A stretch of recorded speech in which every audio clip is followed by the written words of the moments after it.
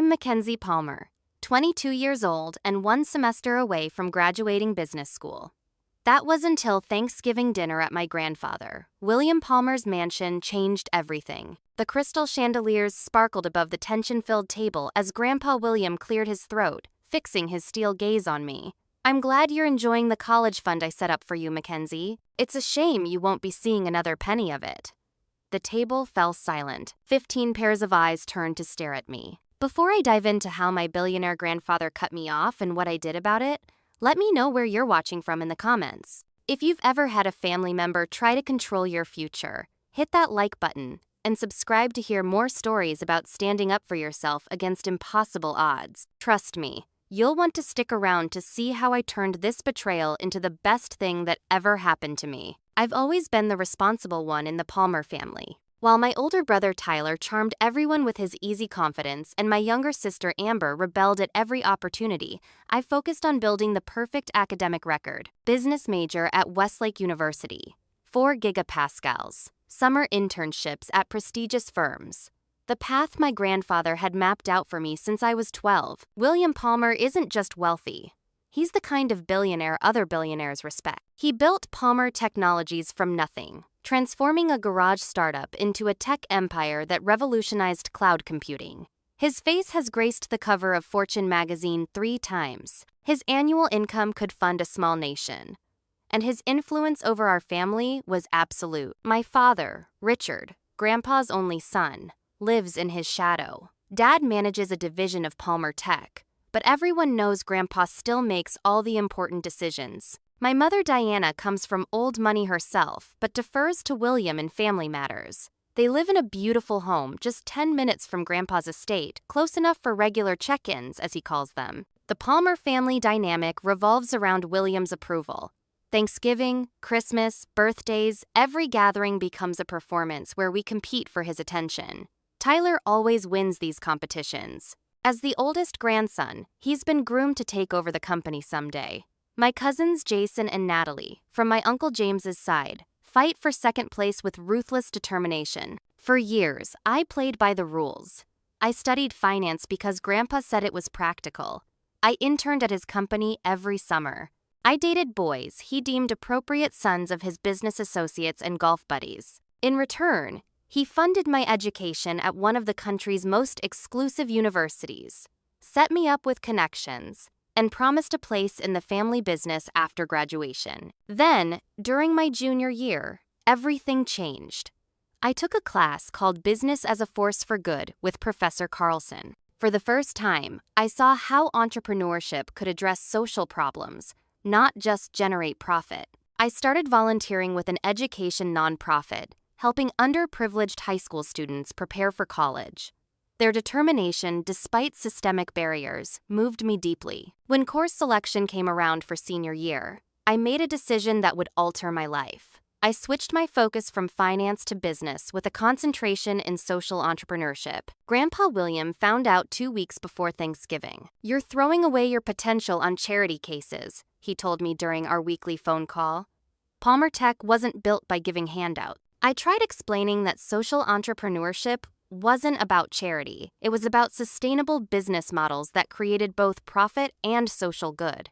He wasn't interested. "Reconsider this foolishness before Thanksgiving," he warned before hanging up. I didn't reconsider.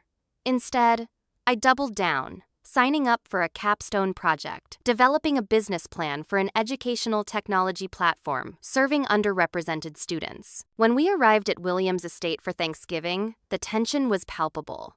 Tyler pulled me aside before dinner. "Grandpa's furious about your major," he whispered. "Just apologize and tell him you'll switch back." "I'm not switching back," I replied. "Then prepare for war," he said, not entirely unsympathetic. I had no idea how right he would be. The silence after Grandpa William's announcement stretched like a rubber band about to snap. My mother dropped her fork. My father stared intently at his plate. Cousin Jason smirked into his napkin. "William, perhaps we should discuss this privately," my grandmother Elizabeth suggested quietly. "There's nothing to discuss," he replied, cutting into his turkey as if he hadn't just detonated a bomb. "Mackenzie has chosen her path. I've chosen mine. Dinner continued in excruciating discomfort. I pushed food around my plate, unable to eat, shame and anger burning through me. As soon as dessert concluded, I escaped to the garden terrace to catch my breath. Footsteps behind me announced Grandpa William's approach. "Come to my study," he said, without emotion. "We need to talk." The study had always intimidated me. Dark mahogany shelves lined with business biographies and first edition classics. Awards and photographs with presidents and prime ministers. The massive desk where deals worth billions were negotiated. I sat across from him, struggling to maintain composure. "This tantrum of yours has gone far enough," he began.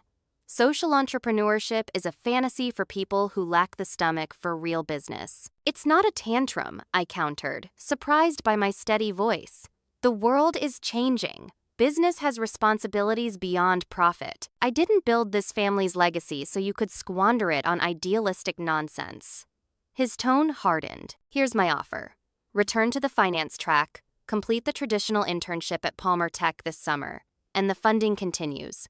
Stay on your current path, and you're on your own." Completely. The reality hit me. Without his funding, I couldn't afford my final semester.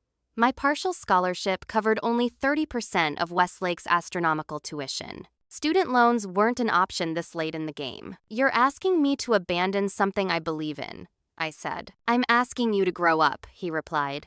"You have until the end of the weekend to decide." I left without answering, tears finally breaking free as I closed the door behind me. My parents intercepted me in the hallway.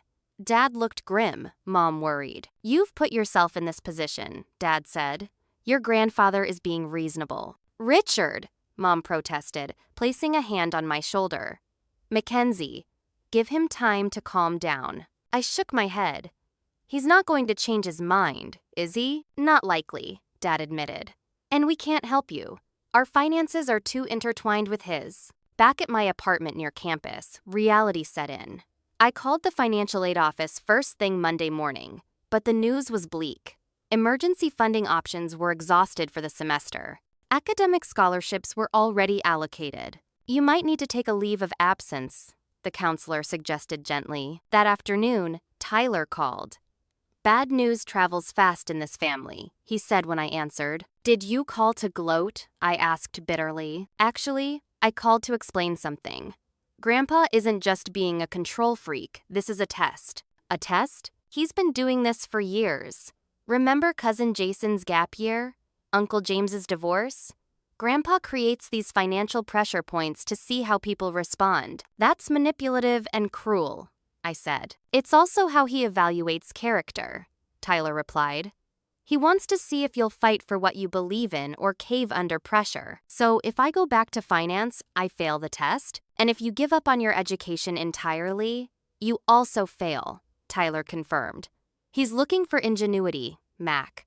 Show him you can solve problems the Palmer way." After hanging up, I stared at my bank account balance. $2,347.89. The remaining tuition due, $24,750. The gap seemed insurmountable. That night, I received another blow. My roommate Heather found me sobbing at our kitchen table. "I knew about this weeks ago," she admitted. "Tyler told me at his Halloween party." "You knew Grandpa was going to cut me off? And you didn't warn me?" She looked away. "Tyler said it would work out better for everyone if it came as a surprise." I didn't want to get involved in family drama. My own brother had orchestrated this ambush. The betrayal cut deep, but something else emerged through the pain. Determination. If Grandpa wanted to see me fight, I would show him a battle like no Palmer before me. The next morning, I woke with purpose and a half-formed plan. My first call wasn't to my parents or to the financial aid office, it was to Amber, my rebel sister. "So the old man finally came for you too," she said when I explained my situation. "Welcome to the disowned club. We have t-shirts." Unlike me, Amber had rejected the Palmer path from the beginning. At 19, she was taking community college classes and working as a barista while playing drums in a band. Grandpa largely ignored her existence. "I need information," I told her. "Anything that might give me leverage. Meet me at Riverside Park, 4 o'clock. There's someone you need to talk to." The someone turned out to be Robert Hayes, a slight man in his 70s with intelligent eyes behind wire-rimmed glasses. He was feeding ducks when we arrived. Robert was Grandpa's business partner in the early days, Amber explained. The partner no one talks about. Over coffee at a nearby diner, Robert told me the real history of Palmer Technologies. How he and William had started the company together in 1982, how they developed the proprietary algorithms that became the foundation of Palmer Tech's success, and how William had systematically maneuvered him out of the company just as it was about to explode. Legal but unethical, Robert said without bitterness. William rewrote our partnership agreement while I was caring for my dying wife. By the time I realized what had happened, he had majority control. Why are you telling me this? I asked. Because William Palmer understands only one language: success, Robert replied. You won't win by fighting his ethics. You'll win by building something he can't ignore. I have an idea for an educational platform, I admitted. But no capital, no team, and 1 semester to make it work. Robert smiled. I teach computer science part-time at the community college.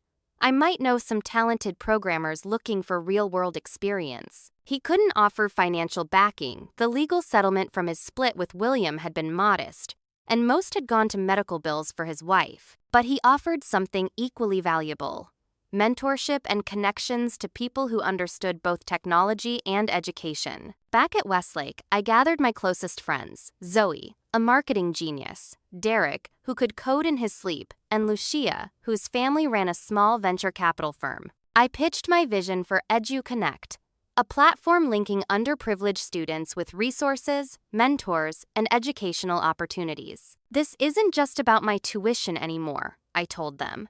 This is about proving that business can create both profit and social good. Zoe and Derek were immediately on board. Lucia was more cautious. Your grandfather is William Palmer, she reminded me. If he decides to crush this, he has the resources. Then we'll need to be smart and move fast, I replied. Our fledgling team grew with Robert's recommended programmers from the community college. We worked out of coffee shops and library study rooms, building a minimum viable product on a shoestring budget. I applied for every innovation grant and startup competition I could find. Then came another betrayal. I returned to my apartment one evening to find Heather packing. I'm moving in with my boyfriend, she announced, not meeting my eyes. That's sudden, I observed. Does this have anything to do with the conversation I had with Lucia last night about approaching her family for seed funding? Her silence confirmed my suspicion. Jason paid you, didn't he? My cousin wants updates on my project. It's not personal, she mumbled. Jason's dad is on the board of my dad's company. Everything is personal in my family, I replied. After she left, I did a complete security overhaul. New passwords, encrypted communication, team meetings in random locations. If Grandpa was having me watched, we would give him nothing useful. Despite the setbacks, we made progress. Professor Carlson from my social entrepreneurship class became an advisor, helping refine our business model and impact metrics. By mid-December, we had a functional prototype and a presentation that attracted interest from a small angel investor. For the first time since Thanksgiving, I felt hopeful. Then my mother called. Your grandfather knows about your startup, she warned. He's not happy. Is he planning to interfere? I asked. I shouldn't be telling you this at all, she said, voice tight with anxiety. I can't help you openly, Mackenzie. There would be consequences. Another betrayal. This one more painful. My own mother couldn't publicly support me against William's disapproval. The next day, Cousin Jason cornered me after class. Grandpa's dying, he said, without preamble. What? Pancreatic cancer. Stage 4. That's why he's running these tests for everyone. He's deciding who gets what in the will. I don't believe you, I said, though cold fear gripped me. Believe what you want. But know this, we're all being evaluated. You, me, Tyler, even our parents. The stakes are higher than your little college fund. As he walked away, I wondered if this was just another manipulation. But that evening, I found myself researching William's recent public appearances. He had lost weight, canceled speaking engagements, delegated responsibilities he would normally handle personally. What if Jason was telling the truth? What if the cruel test was really my grandfather's dysfunctional way of securing his legacy? I called Robert Hayes. If William is truly ill, he said after hearing my concerns, then your success becomes even more important.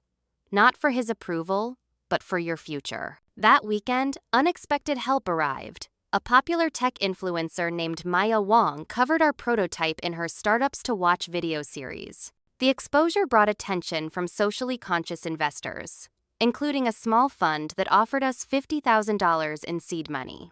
For the first time, I began to believe we might actually succeed not just at building a company, but at redefining what success meant in the Palmer family. By late January, EduConnect had launched in beta at Westlake and 3 neighboring universities.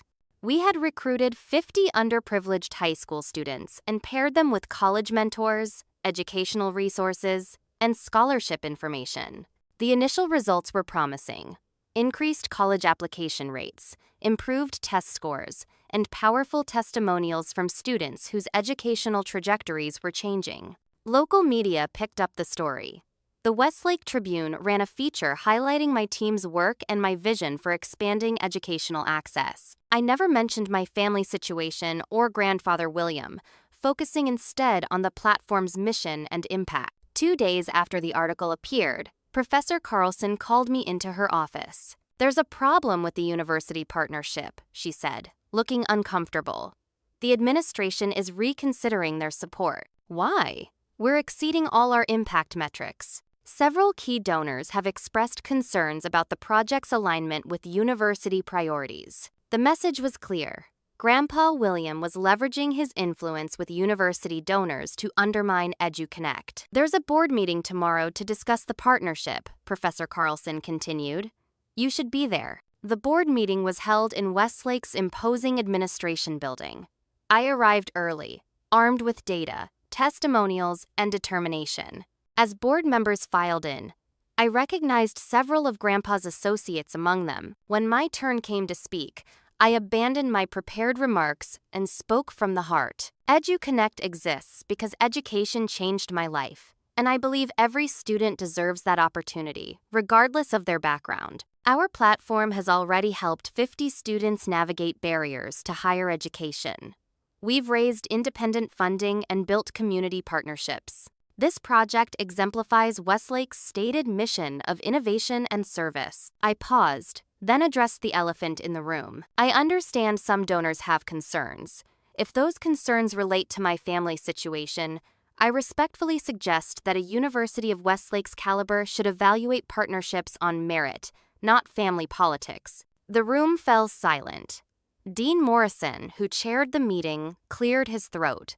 "Ms. Palmer makes a compelling case. Unless there are specific programmatic concerns rather than external factors, I move that we continue the university partnership with EduConnect." The motion passed, though not unanimously. As I left the building, my mother called. "That was brave," she said, "but William is furious. He's calling it a public embarrassment. Will you tell him you support me?" I asked. Her silence spoke volumes. "I'm sorry, Mackenzie. I can't openly defy him. Not yet. Another betrayal. Another disappointment. At least the university partnership was secure for now." The following week brought a confrontation with cousin Jason outside the business school. "Impressive maneuvering with the board," he admitted. "Grandpa didn't expect you to fight back so effectively. Is that supposed to be a compliment? It's information. The whole family is being tested. Remember? Tyler's managing an underperforming division. I'm launching a product line. Uncle James is restructuring his department. We're all under evaluation." "For what? Pieces of the will?" Jason shrugged.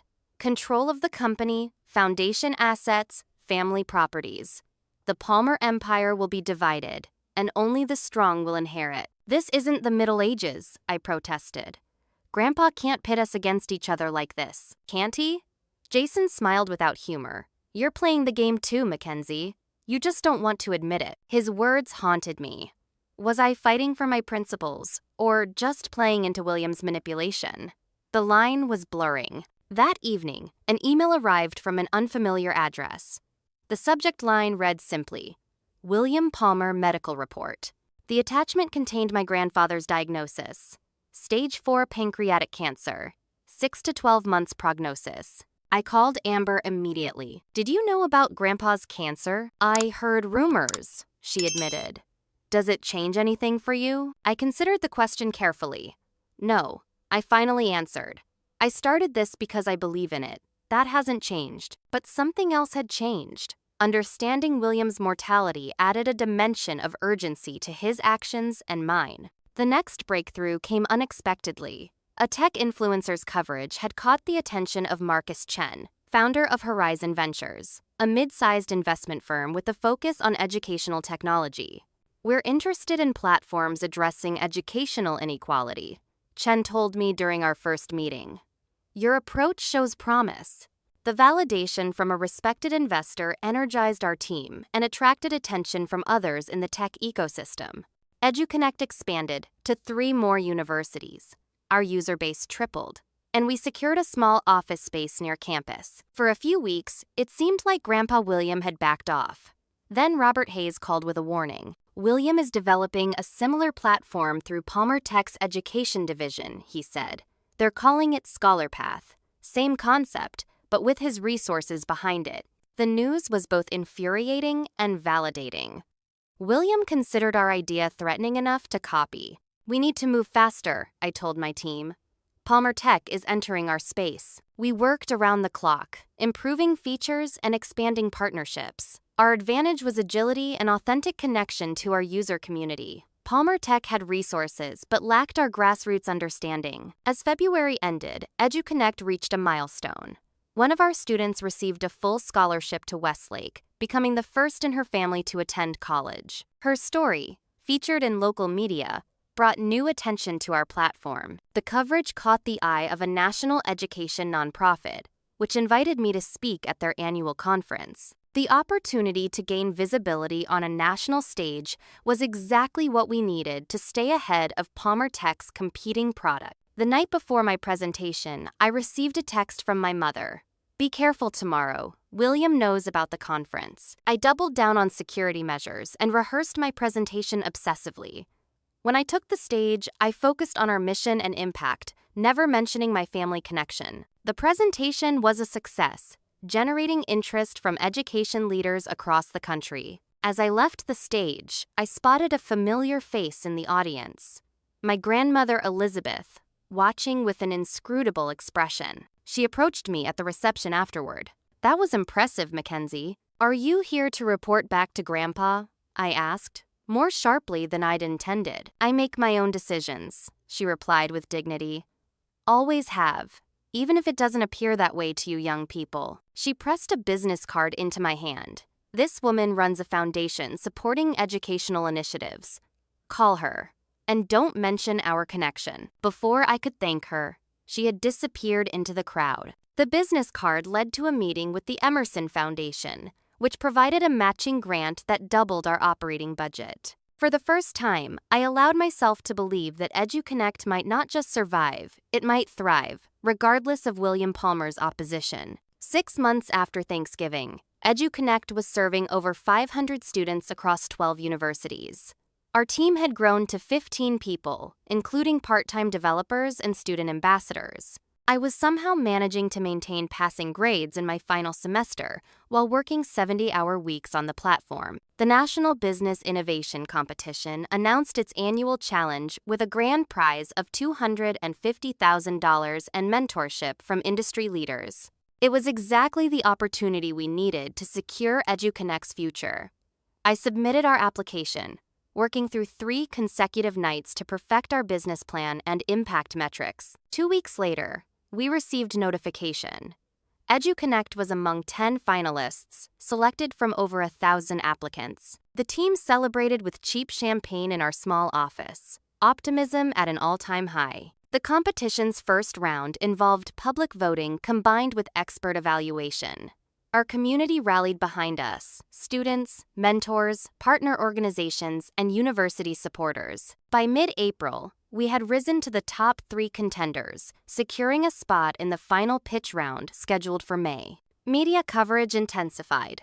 A profile in Tech Innovator magazine positioned EduConnect as a rising star in educational technology, with me as the founder who identified a crucial gap in educational access and developed an elegant solution. The article mentioned nothing about my family connections. Then came the attack. It started with a blog post on a tech industry site questioning EduConnect's data security practices. Sources close to the company alleged that student information was inadequately protected, potentially exposing vulnerable young people to privacy risks. The allegations were false, but damage control consumed precious time and resources.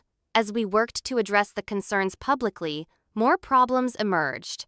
An investor pulled out citing reputational concerns. 2 university partners requested comprehensive security audits. Team members received worried calls from family and friends. I knew who was behind it without needing proof. The final blow came from an unexpected source. My father called, his voice formal and distant. "I'm issuing a public statement, distancing myself from your project," he said, without preamble. "The family cannot be associated with an enterprise facing such serious questions." "Dad, the allegations are completely fabricated," I protested. "This is Grandpa's doing." Regardless of the source, the controversy exists. I have my own position at Palmer Tech to consider. The betrayal cut deep, my own father choosing career security over truth and family loyalty. Within days, the carefully constructed foundation of EduConnect began crumbling. 3 key team members resigned. Citing the controversy and pressure from their professional networks, our office landlord questioned the terms of our lease. The competition organizers emailed requesting clarification about the security allegations. For the first time since Thanksgiving, I considered surrendering. The weight of fighting William Palmer's influence seemed suddenly insurmountable. I sat alone in our half-empty office, surrounded by the remnants of our work, and finally allowed myself to cry. The next morning, Robert Hayes arrived at my apartment unannounced, carrying a thick manila envelope. "You didn't answer your phone," he said. I was concerned. "It's over," I told him flatly. "Grandpa won." Robert placed the envelope on my kitchen table. Not necessarily. Inside were documents dating back to Palmer Tech's founding, original partnership agreements, email communications, technical specifications, all showing Robert's substantial contributions to the company's core technology. "These prove that William built his empire by taking credit for collaborative work," Robert explained. "I've kept them for decades as insurance." Insurance against what? Against a day when the truth might need to emerge. His expression was resolute. "You could use these to counter William's attacks." I stared at the evidence of my grandfather's ethical shortcuts, feeling the weight of the decision before me. Using these documents would likely destroy William's carefully constructed legacy. It might save EduConnect, but at what cost to my family? "This is a nuclear option," I said finally. "Yes," Robert agreed. "And like all such options, it should be considered carefully. The question is, what matters most to you? Winning William's approval or building something worthwhile on your own terms?" I spent the night reviewing the documents and wrestling with the ethical implications. By morning, I had made my decision. "I won't use these to expose Grandpa publicly," I told Robert when he returned. "That's not the kind of business leader I want to be." Instead, I formulated a different strategy. We would rebuild EduConnect with enhanced privacy features and transparent data practices that would make the previous allegations look absurd. We would recruit security experts to validate our approach.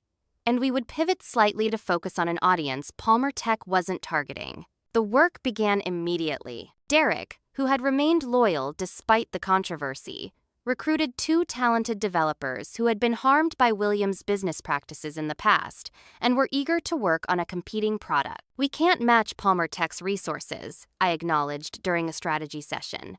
"So we need to be more nimble and more authentic." While rebuilding the technical foundation, we discovered that Williams' ScholarPath platform had significant limitations. It was designed as a top-down solution with little input from actual students or educators.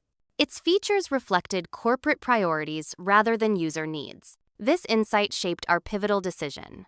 While ScholarPath targeted elite universities and affluent school districts, EduConnect would focus intensively on community colleges and underserved urban and rural schools markets, with massive need but less competition. The pivot required redesigning aspects of our platform, but the team embraced the challenge. Within 3 weeks, we had a rebuilt product with enhanced security, a clearer market position, and a compelling narrative for the upcoming competition. The National Business Innovation Competition allowed us to update our materials to reflect these changes. Our revised pitch emphasized EduConnect's community-centered development process and its focus on educational environments traditional technology companies overlooked. As we prepared for the final pitch, an unexpected ally emerged. Professor Carlson, who had become increasingly distant during the controversy, requested a meeting. "I've been researching Palmer Tech's Scholar Path," she said, without preliminaries.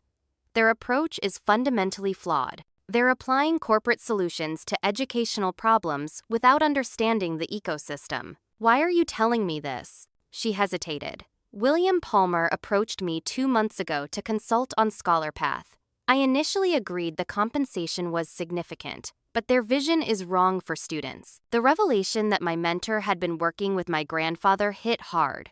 "You've been helping him compete against us?" "I'm terminating my contract with Palmer Tech," she replied. "And I want to help EduConnect succeed. Your approach is better for students. It deserves to win." Her betrayal and subsequent change of heart left me wary but pragmatic. Her insights into Scholar Path's weaknesses were valuable, and we incorporated them into our competition strategy. With the finals approaching, we focused on demonstrating real-world impact. We gathered testimonials from students whose educational trajectories had changed through our platform. We documented improved college acceptance rates and scholarship acquisitions. We compiled data showing how our community-centered approach produced better outcomes than top-down solutions. 2 days before the competition, I received an unexpected visitor at our office, my grandmother Elizabeth. "William doesn't know I'm here," she said after declining coffee. "I wanted to see what you've built." I gave her a tour of our modest space and demonstrated the platform. She asked insightful questions about our business model and impact metrics. "Your grandfather was different when we started," she said as she prepared to leave. "Hungry for success, but ethical in his approach. Something changed when the company grew beyond his expectations." "Why are you telling me this?" "Because you remind me of the man I married, not the man he became." She squeezed my hand. "Don't lose yourself in this fight, Mackenzie. Some victories aren't worth the cost." Her words stayed with me as we made final preparations for the competition. In focusing on defeating William, was I becoming more like him than I wanted to admit? The question lingered as we approached the most critical presentation of our young company's existence. The decision not to use Robert's documents against my grandfather clarified my path forward. If I couldn't win through ethical compromise, I would need to win through innovation and execution. Our team gathered for a marathon strategy session at my apartment. Derek, Zoe, and Lucia formed the core, along with Robert Hayes and 2 developers who had joined after the security controversy. "Palmer Tech has advantages we can't match," I acknowledged. "Resources, connections, brand recognition. But they have weaknesses too." We mapped these weaknesses methodically: bureaucratic decision-making, disconnect from actual users, corporate approach to educational challenges, and most importantly, a focus on prestigious institutions rather than where help was most needed. "They're building for the education system that exists for the privileged," I explained. "We're building for students who need to create their own opportunities." This positioning would guide our rebuild. While Grandpa's team focused on features that would impress corporate partners and elite universities, we would create tools that actually helped students navigate complex educational pathways and access resources. Derek led the technical renovation, implementing enhanced security protocols that exceeded industry standards.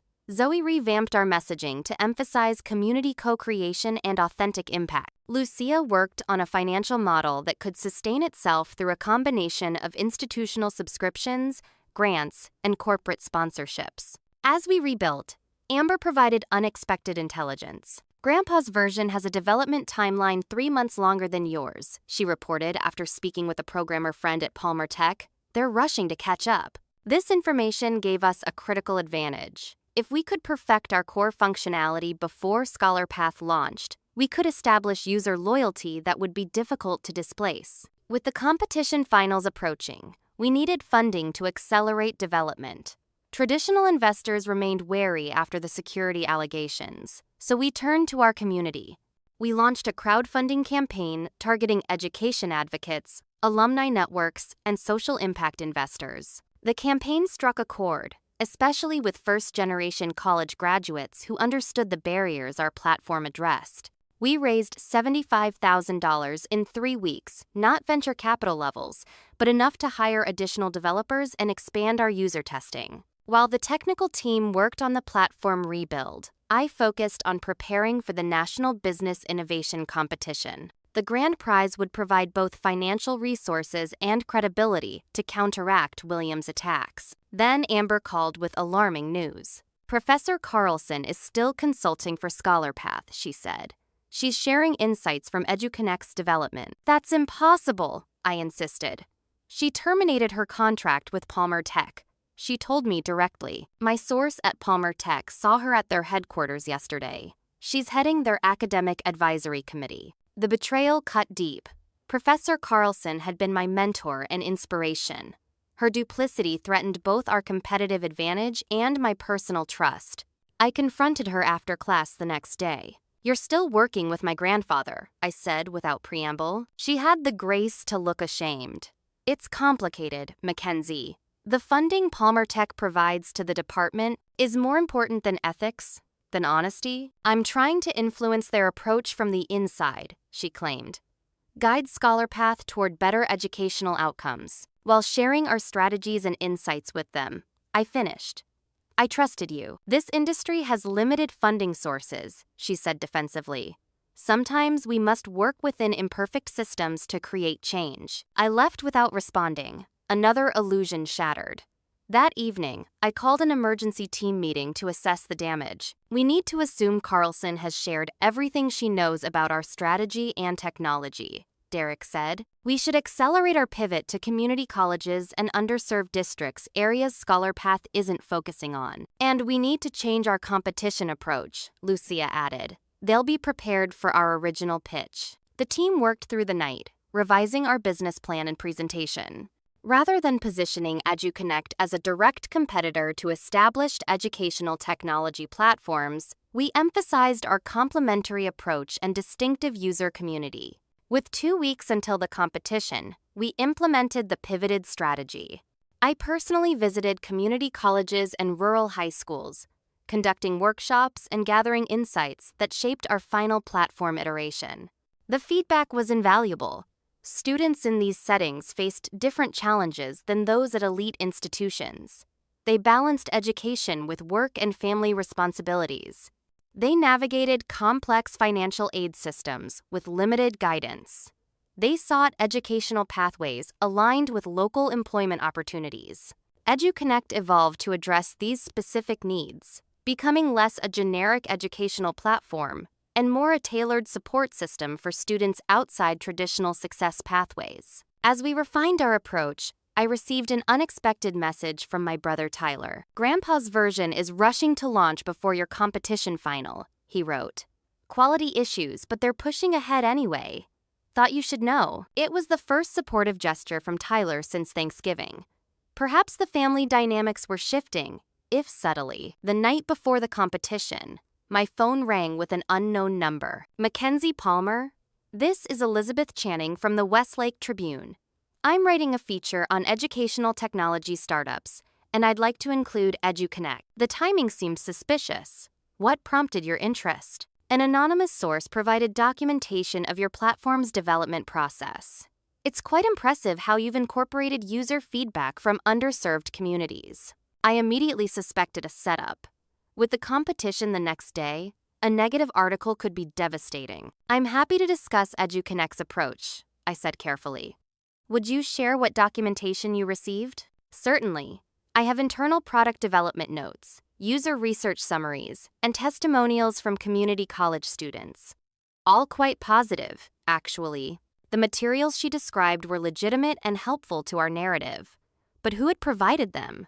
I conducted the interview highlighting our community-centered development process and focus on educational equity. When the article appeared online that evening, it positioned EduConnect as an innovative approach addressing critical gaps in educational access. The final piece of the puzzle fell into place when Grandmother Elizabeth called. "The Tribune article came out well," she said without introduction. "That was you? I have my own networks. Mackenzie." William isn't the only Palmer with influence. Her support, though clandestine, bolstered my confidence as we headed into the competition's final round. The National Business Innovation Competition finals were held at the Grand Plaza Hotel in downtown Chicago. 10 startups would pitch to a panel of judges, including venture capitalists, industry leaders, and education experts. The grand prize, $250,000 and a year of mentorship from successful entrepreneurs, could secure EduConnect's future regardless of William Palmer's opposition.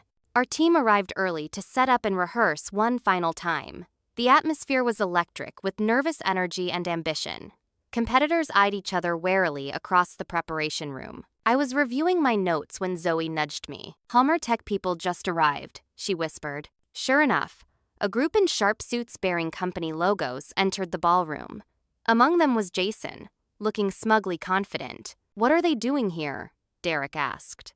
"ScholarPath isn't a finalist. They're listed as a corporate sponsor," Lucia reported, checking the program. "And William Palmer is giving a special address before the pitches." The news hit like a physical blow. Grandpa would have a platform to shape the judges' thinking before we even presented. "This doesn't change anything," I told my team, projecting more confidence than I felt. Our approach speaks for itself. As attendees filed into the ballroom, I noticed familiar faces. Professor Carlson seated with the Palmer Tech contingent. My parents in the third row, faces carefully neutral. Robert Hayes near the back. And unexpectedly, Amber, who gave me a thumbs up. The event began with introductions and an explanation of the judging criteria.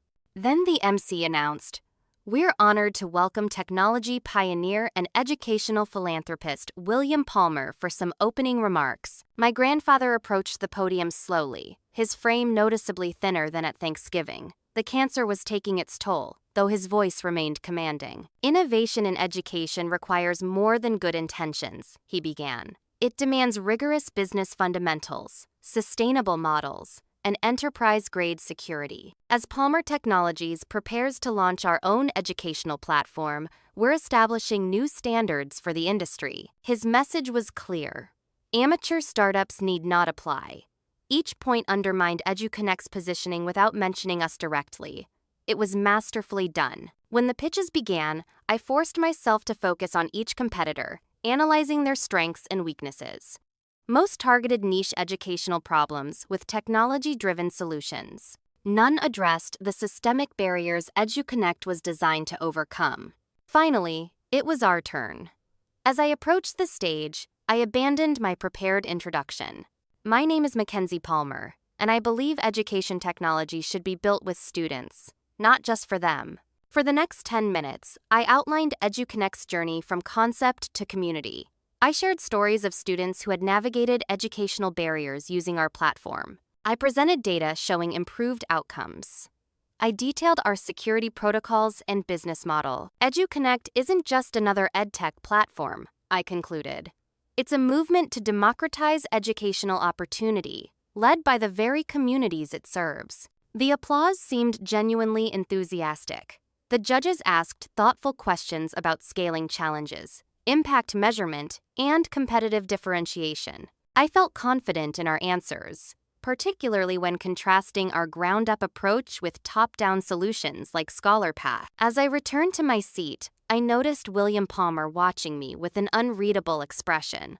For a moment, our eyes met across the ballroom. He nodded slightly acknowledgement or warning, I couldn't tell. After the final pitch, attendees mingled during the judges' deliberation. I was speaking with an Education Foundation representative when William approached, flanked by Jason and a Palmer Tech executive. "An interesting presentation," he said. "Passionate, if somewhat idealistic." "Thank you, Grandpa," I replied evenly. "We believe in our approach. Palmer Technologies believes in its approach as well." His tone hardened. In fact, we're announcing a strategic partnership with national education systems today. ScholarPath will be integrated into their platform, reaching millions of students immediately. National Education Systems was the largest provider of administrative software to public schools nationwide. Such a partnership would give ScholarPath instant market dominance. Congratulations, I managed. That's quite an advantage. It's business, Mackenzie.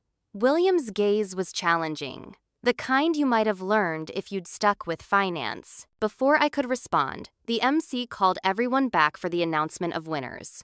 My team gathered, tension evident in their postures. Third place went to a virtual reality science lab platform. Second place to an algorithm matching students with personalized learning resources. Then, the moment of truth. The grand prize winner of this year's National Business Innovation Competition is EduConnect. Shock momentarily paralyzed me before joy rushed in. We had won. Despite everything, we had won. As we accepted the oversized check and posed for photos, I caught sight of William Palmer's face. He looked not angry, but thoughtful, almost calculating. As he watched the celebration, the victory celebration had barely begun when my phone buzzed with a message from Tyler. Grandpa wants to see you. Hospital room 718. Come alone. I slipped away from the team, promising to return for the official celebration dinner. The hospital was 10 minutes from the hotel by taxi. William Palmer looked diminished against the white hospital sheets, medical equipment crowding his bedside. This was not the commanding figure who had challenged me at Thanksgiving or the business titan who had addressed the competition. This was an ill man confronting mortality. Congratulations, he said as I entered. The judges were quite impressed. Thank you, I replied, unsure why I had been summoned. You're wondering about the timing of my health crisis. He gestured toward the monitors. Blood pressure complications. Nothing fatal. This time, Jason told me about the cancer. He nodded. Terminal. 6 months, perhaps less. The blunt acknowledgement hung between us. Is that why you've been testing everyone? Creating these financial pressure points? Partially. He adjusted his position with a wince. The Palmer Empire needs leadership that can withstand pressure, that can innovate when challenged, by destroying people's security, by pitting family members against each other, by revealing character. His gaze was steady. You could have taken the easy path. Return to finance accepted my terms. Instead, you built something on your own terms. I didn't do it to impress you, I said, surprised by my anger. I did it because it matters. That's precisely why you succeeded. For the first time, I detected approval in his voice. Palmer Technologies is announcing a major acquisition tomorrow morning. Let me guess. EduConnect?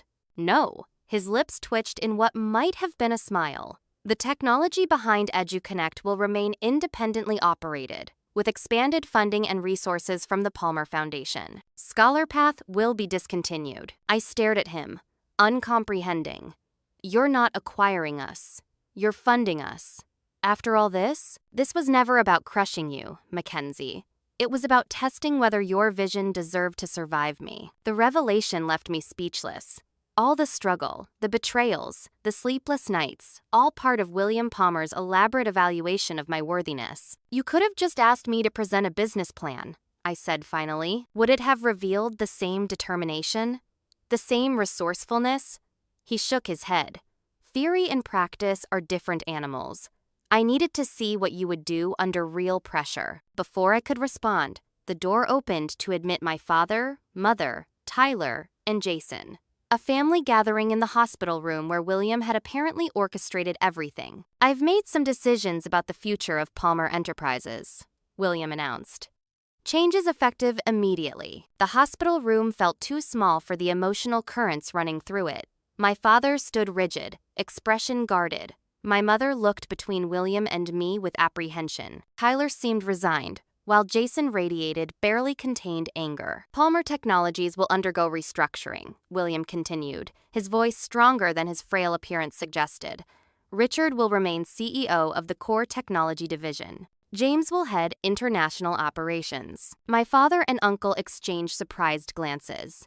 They had expected a more dramatic change. The Palmer Foundation will be reorganized with a significant focus on educational equity initiatives, William continued.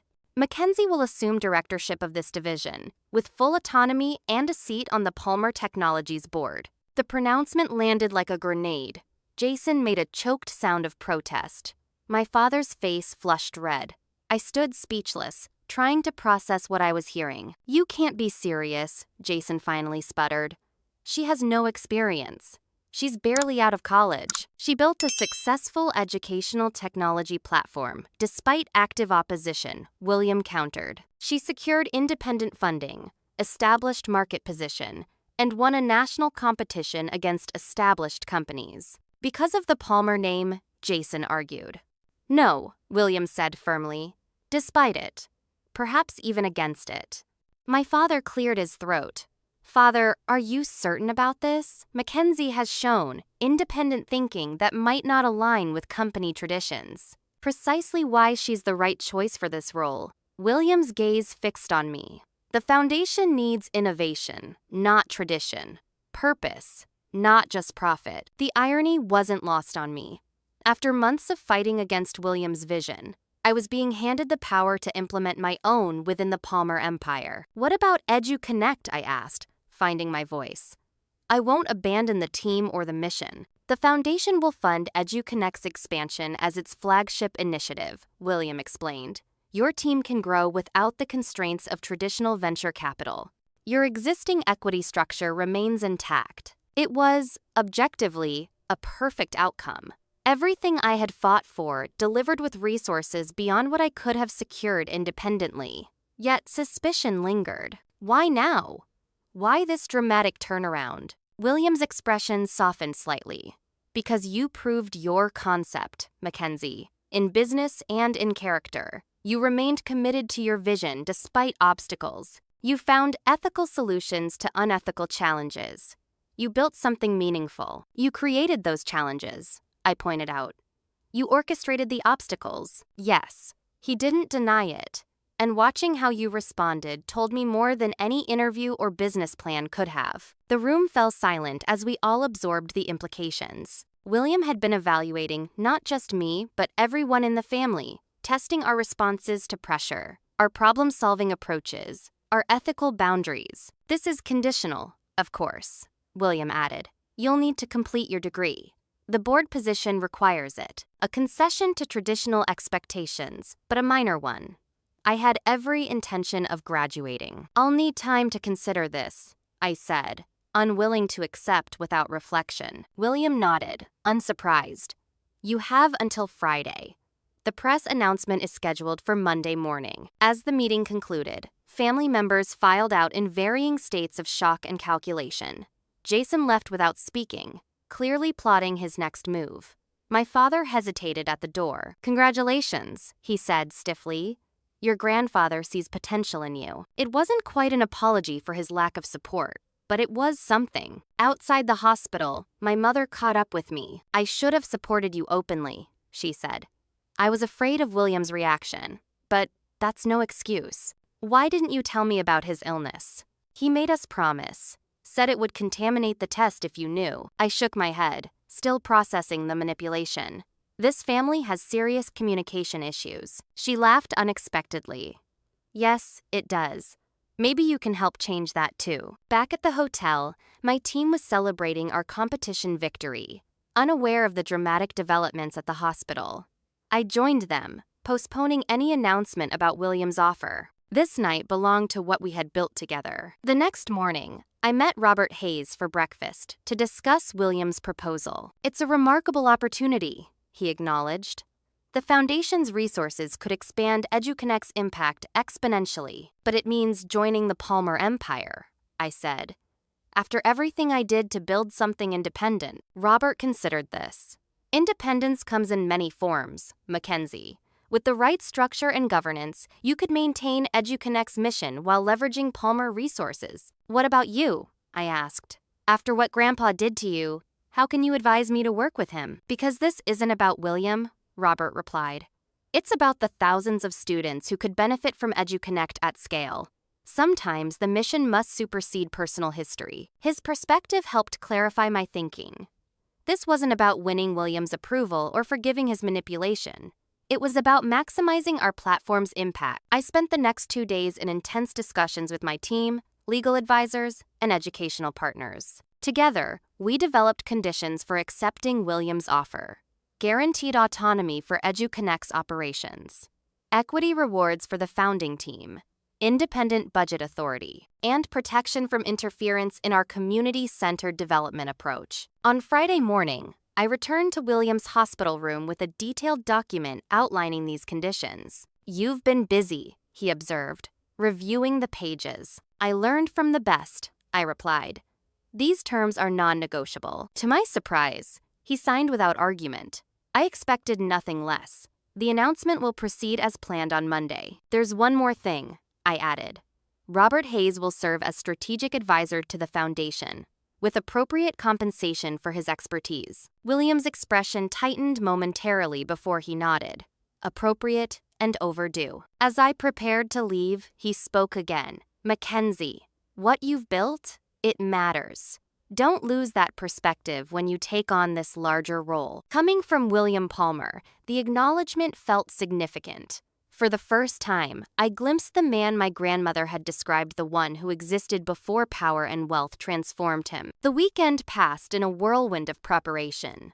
On Monday morning, Palmer Technologies issued a press release announcing the reorganization of the Palmer Foundation with me as Director of Educational Initiatives. EduConnect was featured prominently as the Foundation's flagship program, with plans for national expansion. The announcement created waves in both business and educational circles. Messages flooded in from family members, university contacts, and industry leaders. Most supportive, some skeptical, all curious about how this unexpected development had occurred. One message stood out from Professor Carlson. "Congratulations on your appointment. I hope we can find ways to collaborate in your new role." After consideration, I replied simply, "I believe in second chances. Let's meet next week to discuss possibilities." The Palmer family dynamics shifted dramatically in the wake of William's announcement. My father, initially resistant, began consulting me on foundation-related decisions. Tyler offered to help with EduConnect's expansion strategy. Even Jason eventually approached with business development ideas, though I remained wary of his motivations. Most surprisingly, Amber expressed interest in joining the foundation's outreach team. "Don't look so shocked," she said when I questioned her sincerity. "Someone needs to keep the Palmer empire honest. Might as well be the family rebels." William's health declined more rapidly than expected. By late June, he was in hospice care at his estate. Despite our complicated history, I visited regularly, often bringing updates on EduConnect's progress. During one such visit, he confided, "I built Palmer Tech to last, but I never considered what it should stand for.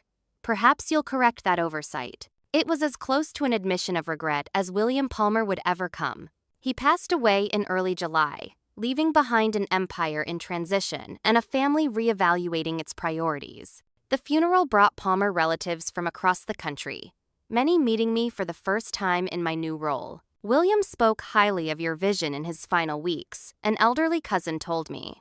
Quite a change from his usual approach. Indeed, the transformation in how William viewed my work had rippled through family perceptions.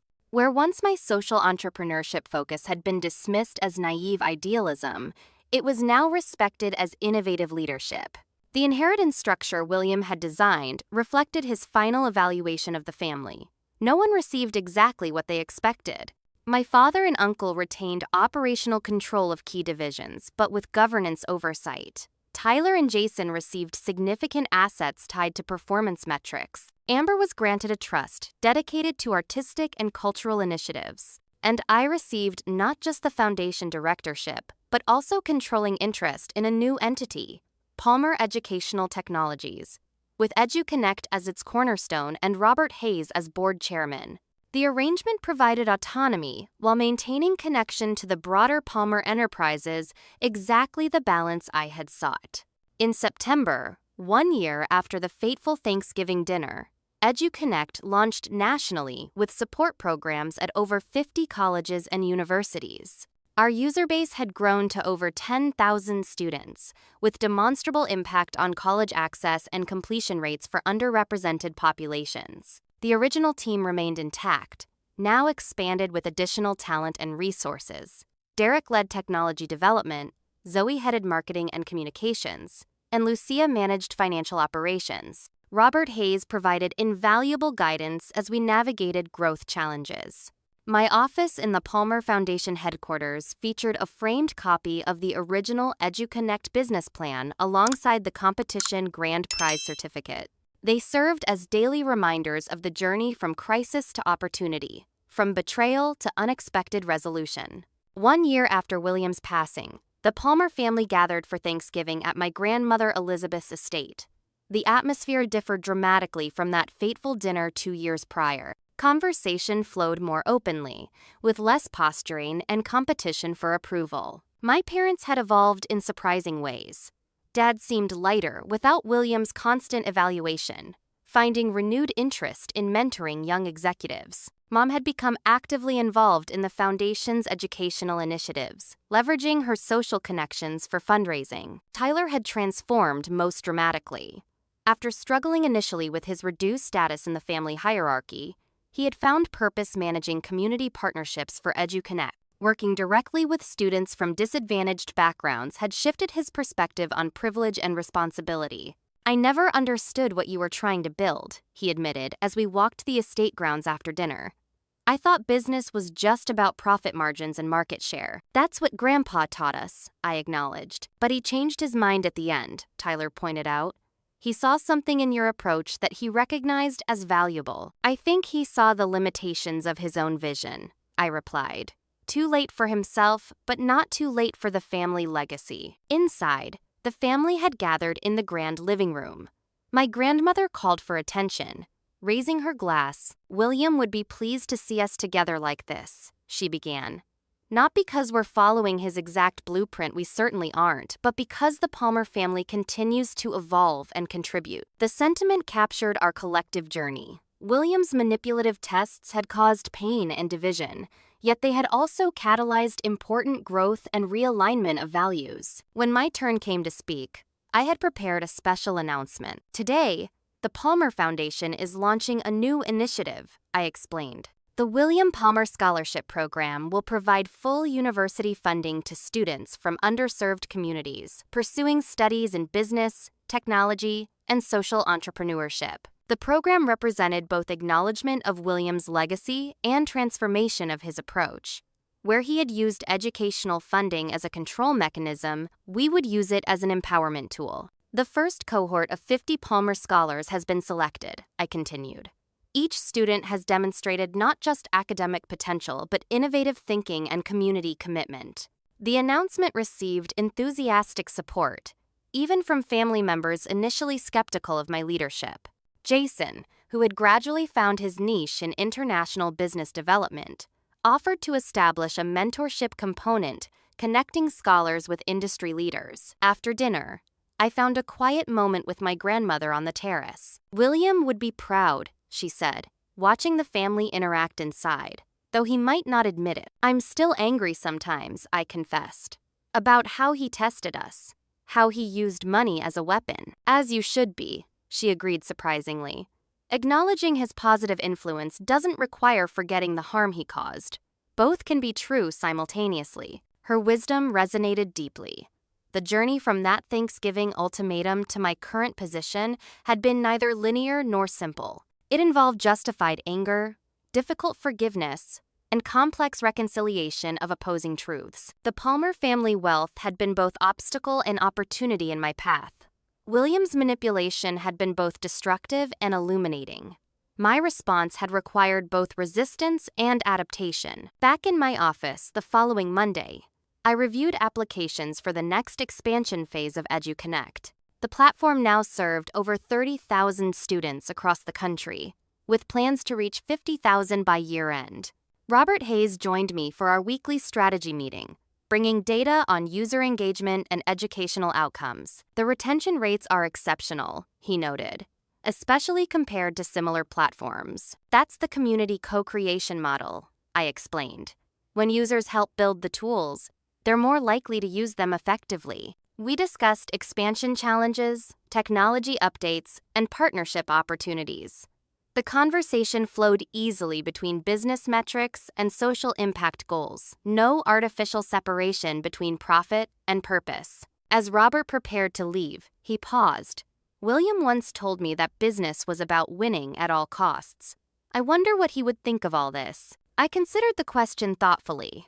I think part of him would be surprised that social impact and business success could be so aligned. But another part would recognize the innovation in our approach. The student becoming the teacher, Robert observed. That evening, I visited the small memorial garden created for William on the Palmer estate grounds. The setting sun cast long shadows across the carefully tended plants and simple stone marker. I'm still figuring this out, I said aloud, feeling both foolish and right addressing the empty air. Running a foundation, scaling a platform, balancing family dynamics. It's not what I expected when I changed my major 2 years ago. The breeze stirred the leaves gently. I'm grateful for the opportunity, I continued. Not for how it came about, but for what it's allowing us to build. Students are accessing education who wouldn't have otherwise. That matters more than our complicated history. As I turned to leave, my phone chimed with a message from Derek. The latest user statistics showed a record number of scholarship applications completed through EduConnect, with preliminary acceptance rates significantly above national averages for underrepresented groups. The timing felt appropriate, a tangible reminder of what we had built from crisis and betrayal. Not just a successful platform or a reorganized foundation, but a new understanding of wealth's purpose and money's meaning. The college fund William had threatened at that Thanksgiving dinner had transformed into educational funding for thousands. His test of my character had become a catalyst for redefining the Palmer legacy. The pain of family betrayal had evolved into purpose that extended far beyond family boundaries. As I walked back to my car, I reflected on the journey's central lesson. True wealth lay not in financial control, but in the power to create positive change. William had learned this too late to alter his own approach, but not too late to empower a different future. And that, perhaps, was his most valuable legacy. What would you do if a family member tried to use money to control your future? Have you ever had to stand up for your principles against powerful opposition? I'd love to hear your stories in the comments. If this journey from betrayal to purpose resonated with you, please hit the like button and subscribe for more real-life transformations. Share with someone who might need encouragement to follow their vision despite obstacles. Thank you for joining me for this deeply personal story. And remember, sometimes the path to your greatest impact begins with your greatest challenge.